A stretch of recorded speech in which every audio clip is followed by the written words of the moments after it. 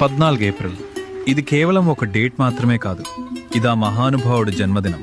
ఎవరైతే కోట్లాది మందికి మనుషులుగా బ్రతికే హక్కును ప్రసాదించినా, ఈ దేశంలో మనుషులని గుళ్ళలోకి వెళ్లకుండా ఆపినప్పుడు, చదువు అనేది కేవలం కొందరు సొతే ఆయనకున్న రోజుల్లో అప్పుడు ఒక చిన్న బాలుడు నిశ్చయించుకున్నాడు, నేను చదువుకుంటాను, ఈ వ్యవస్థను మార్చేస్తాను.